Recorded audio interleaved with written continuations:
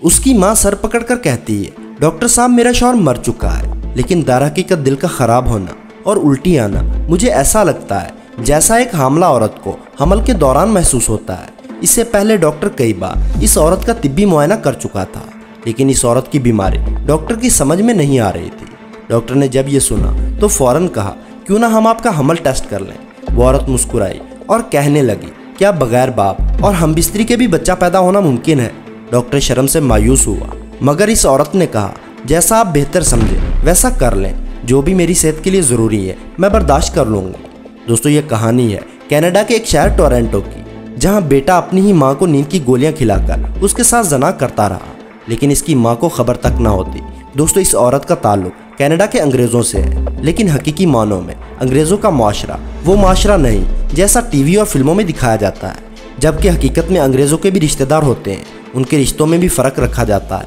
जैसा कि हमारे मुआशरे में बहन भाई और दूसरे रिश्तों में इम्तियाज़ किया जाता है, उनके रिश्तों में भी एक मुकाम होता है। लेकिन अंग्रेज़ों में ज़्यादातर लोग मज़हब पसंद हैं, जिसमें अक्सरियत हज़रत ईसा अलैहिस्सलाम को मानती है और कुछ ईसाई मज़हब के पैरोकार हैं। दोस्तों, अपनी ही माँ के साथ बेटे का गैर अखलाकी अमल कैसे और कितने दिन तक जारी रहा?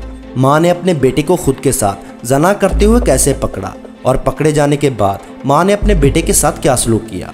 वो औरत डॉक्टर के पास कैसे पहुंची और कैसे डॉक्टर को मालूम हुआ कि ये औरत शौहर के ना होने के बावजूद भी हामला है?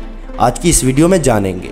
लेकिन वीडियो शुरू करने से पहले नए आने वाले दोस्तों से गुजारिश है कि हमारे चैनल को सब्सक्राइब करते हुए साथ मौजूद बेल आइकन को दबा दें। दोस्तों, इस औरत का कहना है कि जब वो रात को सोती तो सुबह देर से उसकी आंख खुलती, और उसकी ये आदत पिछले चंद महीनों से ही थी। लेकिन मैं परेशान थी कि मेरे जिस्म और मेरी रूटीन में अचानक ऐसी तब्दीलियां क्यों हो रही हैं, जिनमें रात को शदीद नींद का आना और सुबह उठने के बाद सर का भारी होना और जिस्म का कमज़ोरी की वजह से कांपना मुझे बहुत परेशान कर रहा था।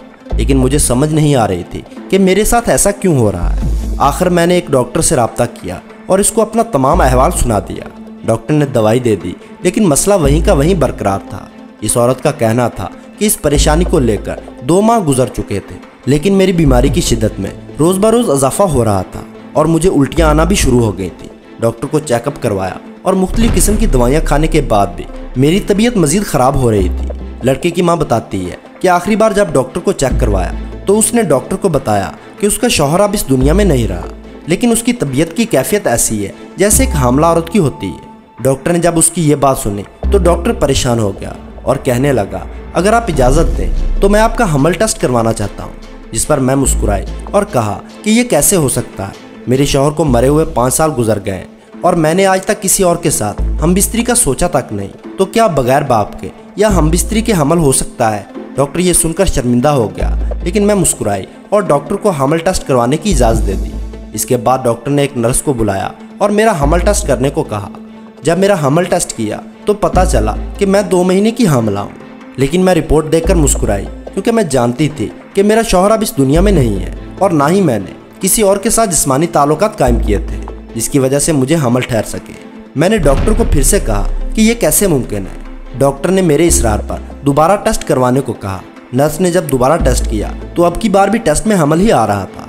मैंने डॉक्टर की फीस अदा की और इसे बुरा भला बोलकर उसके क्लिनिक से निकली और दूसरी लेबॉर्ट्री का रुख किया और जाकर वहाँ से हमल टेस्ट करवाया। तो इस लेबॉर्ट्री की रिपोर्ट में भी मेरे पेट में बच्चा होने के इंकशाफात मौजूद थे, जिसने मुझे हिलाकर रख दिए। अडियाना कहती हैं, मैं ये खबर सुनकर चंद दिन परेशान रही। मुझे कुछ समझ नहीं आ रहा था, क्योंकि हकीकत में मेरा किसी और के साथ ऐसा कोई ताल्लुक नहीं था। मुसलसल परेशान रहने के बाद एक दिन मैं अपनी इंडियन दोस्त के घर गई, जिसका नाम सुष्मिता देवी है, और अपनी सारी परेशानी अपनी दोस्त को सुना दी। तो वो सुनकर हैरान परेशान हो गई, क्योंकि बगैर बाप और बगैर किसी के साथ जिस्मानी ताल्लुक के हमल हो सके, ऐसा मुमकिन ही नहीं। ये बात इन दोनों खवातीन के लिए काबिल फ़िक्र थी। सुष्मिता ने अडियाना से कहा कि सबसे पहले मुझे ये बताओ कि तुम्हारे घर में किस किस का आना जाना है। इस पर अडियाना ने जवाब दिया कि कभी कभार कोई मेहमान या फिर रोज़ाना की बुनियाद पर दूध देने वाला आता है। फिर पूछा कि घर पर कितने लोग रहते हैं। मैंने जवाब दिया कि मैं और मेरा बेटा। सुष्मिता ने कहा, क्या खाना खुद बनाती हो? तो मैंने हाँ में जवाब दिया। सुष्मिता ने कहा कि मैं एक और सवाल पूछना चाहती हूँ। मैंने कहा कि पूछो। तो इसने कहा कि आपका बेटा जवान हो चुका है या नहीं। मैं हैरान हुई कि यह कैसा सवाल है। सुष्मिता सवालिया नज़रों से मेरी तरफ देखे जा रही थी। मैंने हाँ में जवाब दिया कि मेरा बेटा जवान है, और 17 साल का है। तो सुष्मिता ने कहा कि कोई ऐसी चीज़ जो तुम सोने से पहले अपने बेटे से लेकर खाती या पीती हो। मैंने एक ठंडी सांस ली और कहा कि हाँ, वो मुझे रात को सोते वक्त दूध का गिलास देकर सोता है। सुष्मिता थोड़ी देर के लिए खामोश हुई और कहने लगी, अगर मैं तुम्हें एक मशवरा दूं तो तुम बुरा तो नहीं मानोगी। मैंने कहा, अगर मैंने बुरा ही मानना होता तो तुम्हें अपनी परेशानी ना बताती। सुष्मिता ने कहा कि आज अपने बेटे का दिया हुआ दूध मत पीना और तुम्हारे बेटे को इस बात की खबर नहीं होनी चाहिए कि तुमने वो दूध पिया है या नहीं। और अगर तुम्हारा बेटा तुम्हारे कमरे में आए तो तुमने उसका जवाब नहीं देना और उसे महसूस होना चाहिए कि तुम मुकम्मल तौर पर सो चुकी हो। और फिर अगर कुछ ऐसा वैसा हो तो सब कुछ तुम्हारे सामने आ जाएगा। अड्याना कहती है, मैं सुष्मिता की ये बातें सुनकर हैरान हुई और इसे बुरा भला कहा कि मेरे बेटे के लिए इतनी घटिया सोच, मुझे तुमसे ये उम्मीद नहीं थी। ये सब कहकर मैं वहाँ से उठी और घर की तरफ चल पड़ी। सुष्मिता मुझे पीछे से आवाज़ें दे रही थी कि मैं तुम्हें समझाना चाहती थी और तुम बिलावजह बुरा मान गई हो, लेकिन मैंने एक न सुनी और वहाँ से घर की तरफ चल पड़ी। घर पहुँचकर सारा दिन सुष्मिता की बातें मेरे जहन पर सवार रहीं और ख्याल आते रहे कि मेरा बेटा, मेरा लखते जिगर मेरे साथ ऐसा क्यों करेगा। मैं इन्हीं सोचों में गुम थी कि शाम हो गई। खाना बनाया, बेटे को खाना दिया और आकर अपने कमरे में लेट गई और महसूस करने लगी कि अब मेरी तबीयत कैसी है, कि मुझे किसी किस्म की नींद या गुनूदगी महसूस नहीं हो रही, क्योंकि मैं पहले ही बहुत ज़्यादा परेशान थी और इस वजह से मेरा सुकून ख़राब हो चुका था।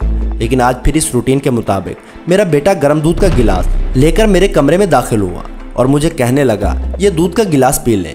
मैंने जैसे ही अपने बेटे से दूध का गिलास लिया तो मुझे सुष्मिता की बातों का ख्याल आने लगा। मैंने अपने बेटे से कहा कि रख दो, मैं पी लेती हूँ, और सुष्मिता की बातों के मुतालिक सोचने लगी। फिर मुझे ख्याल आया, क्यों ना वैसा ही करूँ जैसे सुष्मिता ने मुझे कहा था। मैंने दूध ना पिया और गिलास को डस्टबिन में गिराकर खाली गिलास टेबल पर रख दिया और दिल में दुआ की, खुदा करे सुष्मिता की सारी बातें गलत साबित हों जो उसने मेरे लखते जिगर के मुतालिक मुझे कही थी। परेशानी की हालत में आंखें बंद किए मैं ये सब सोच रही थी कि अचानक से दरवाज़ा खुलने की आवाज़ आई और मुझे महसूस होने लगा था कि ठीक वैसा ही होने जा रहा है जैसा सुष्मिता ने मुझे कहा था। ठीक उसी तरह मेरा बेटा कमरे में दाखिल हुआ, टेबल पर पड़े गिलास की तरफ देखा और मुझे आवाज़ दी, लेकिन मैंने कोई जवाब न दिया। उसने अपनी सारी तसल्ली की और मैंने ज़ाहिर किया कि मैं मुकम्मल तौर पर सोई हुई हूँ, जबकि मैं बंद आँखों के साथ सब कुछ महसूस कर रही थी। दिल में खौफ और बेटे की बदकिरदारी ने मेरा जिस्म और सांसें बिल्कुल ठंडी कर दी थी। मैंने दिल में दुआ की कि काश मेरी सांसें रुक जाएं, लेकिन मुझे यह दिन देखना था। अड्याना कहती हैं, मेरे बेटे ने मुझे हिलाया और मेरे ना हिलने पर अपने कपड़े उतार कर मेरे साथ लेट गया और मेरे साथ गलीज काम करना शुरू कर दिया। अब मुझसे रहा ना गया और उठकर कुछ भी सोचे समझे बगैर उसे मारना शुरू कर दिया। उसने बहुत बार मुझसे माफ़ी मांगी, लेकिन मैंने उसकी कोई बात न सुनी, क्योंकि उसने ऐसी गलती की थी जिससे शैतान भी पनाह मांगता है। अड्याना कहती हैं, उन्होंने मारपीट के साथ ही कुछ भी सोचे समझे बगैर पुलिस को फ़ोन कर दिया और शैतानुमा बेटे को पुलिस के हवाले कर दिया। दोस्तों, अड्याना की अकलौती औलाद कैसे ख़राब हुई, इसने अपनी हकीकी माँ के साथ बुराई का रास्ता क्यों निकाला, हमें इससे कोई लेना देना नहीं। लेकिन मुआशरे के लिए यह पैगाम ज़रूर है कि अपने बच्चों के सामने फाहशी और बदकिरदारी वाले कामों से गुरेज करें, क्योंकि बच्चे बड़े होकर यही हरकतें आपके साथ या फिर आपके सामने करना शुरू कर देंगे और आप अड्याना की तरह कुछ भी कर नहीं सकेंगे, क्योंकि मौजूदा मुआशरे में रही सही कसर ड्रामा इंडस्ट्री, सोशल मीडिया और फिल्मों ने पूरी कर रखी है। दुआ है अल्लाह मुसलमानों को अपने हिफ्ज़ो मान में रखे और तमाम वालिदैन को अपनी औलाद की सही तरबियत करने की तौफीक दे। तो दोस्तों, आज की वीडियो में बस इतना है। वीडियो पसंद आने की सूरत में लाइक और दोस्तों के साथ शेयर करना ना भूलें, और ऐसी ही इंटरेस्टिंग वीडियोस देखने के लिए हमारे चैनल को सब्सक्राइब करते हुए साथ मौजूद बेल आइकन को दबा दें।